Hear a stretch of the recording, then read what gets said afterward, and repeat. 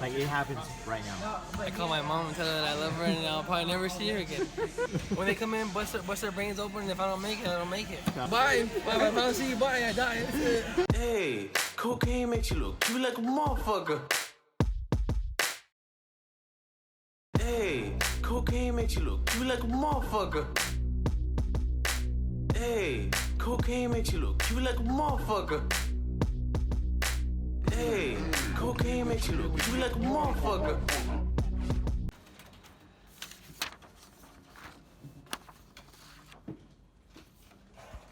Standing outside of Chase, they found my wallet after I went through all of that. Somebody turned it in. I'm gonna go check it out.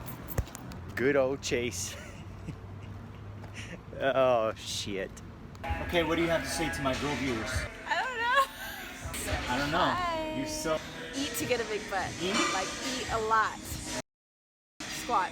Squat? Squat, do your butt exercises, and don't follow this fit chick workout. We have a celebrity spot right here.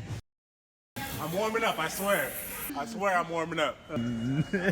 Man, I feel so inspired to share with you a little bit right now of my love for music and explain to you why I'm here in Los Angeles. I just started reading today Steven Tyler's book. And yesterday I got done reading Paul Stanley's book, right? The reason that I love to read, especially memoirs and musical ones, is because you get a very in-depth look into that person's life. And I've always been so obsessed with music and everything that involves music. Like music at the core of it, I've had a passion for it.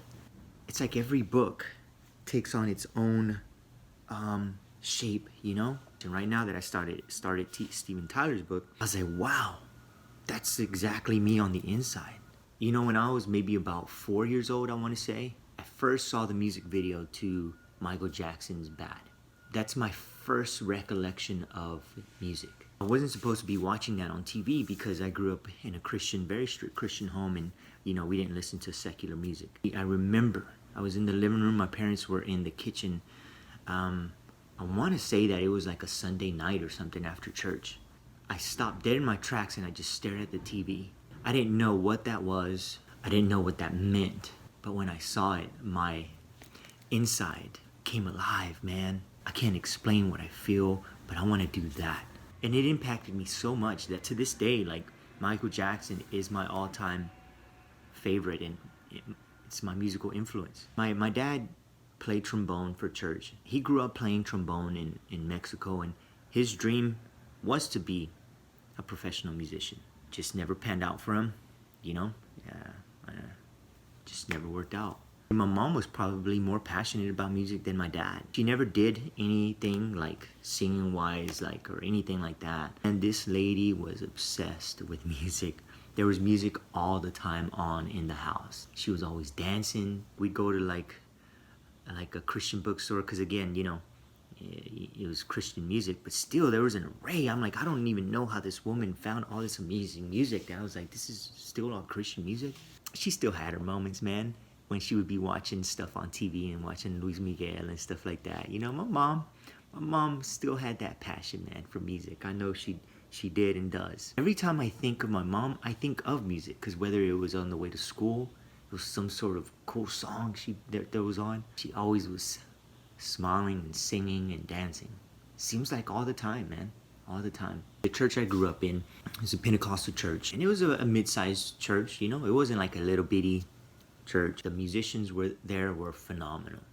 Phenomenal. I'm not even exaggerating. Every instrument, every part, it was amazing. And my dad was part of that. He was up there playing the trombone. So I remember being a kid and I was just fixated on him. So there were moments where he would change, he would transform, right? He became, I want to call it the real him, where he'd really get into playing and that would shine through a little bit. Those instances were very rare. It gave me goosebumps. And I felt so special that I was his son. He would let me clean his trombone and put it away, and that was my favorite thing to do. Be on stage with my dad and cleaning his instrument. And it's always been music, man. I've always had a love for it, an extreme love for it. Even to this day, if you know me, I cannot get enough.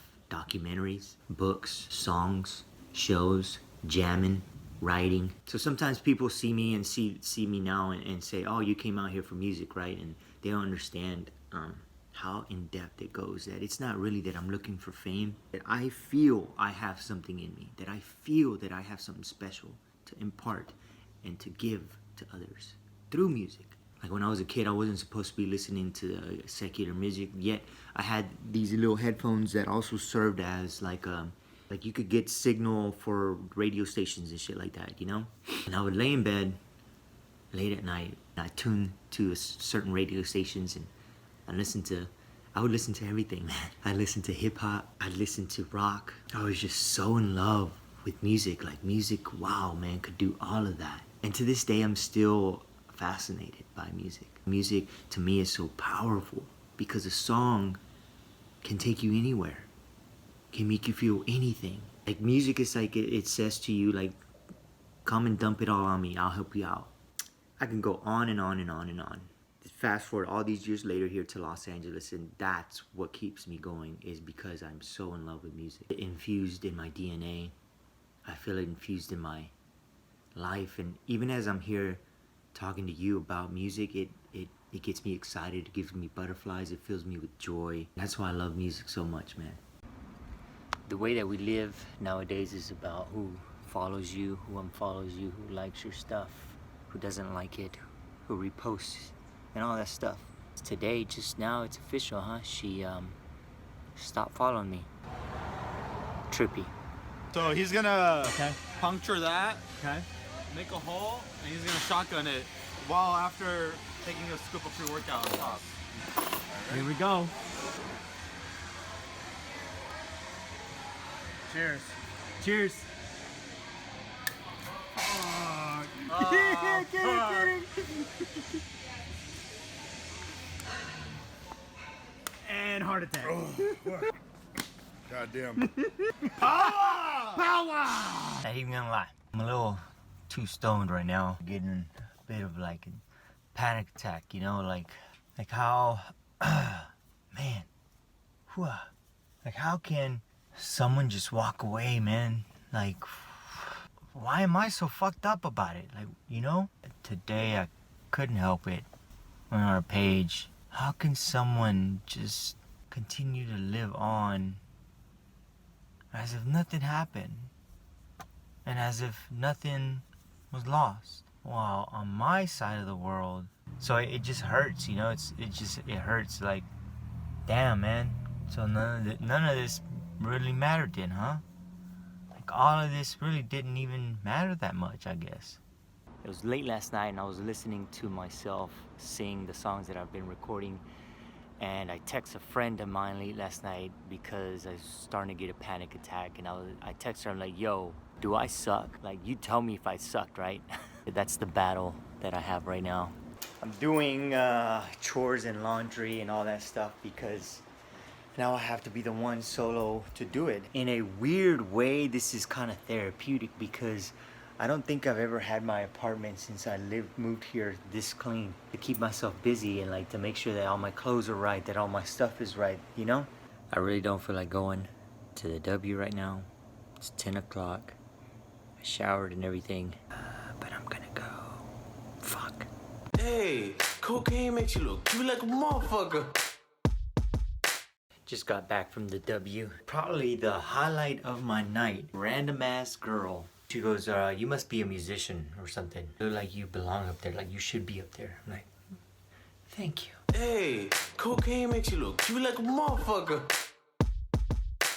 Hey, cocaine makes you look cute like a motherfucker. Hey, cocaine makes you look cute like a motherfucker.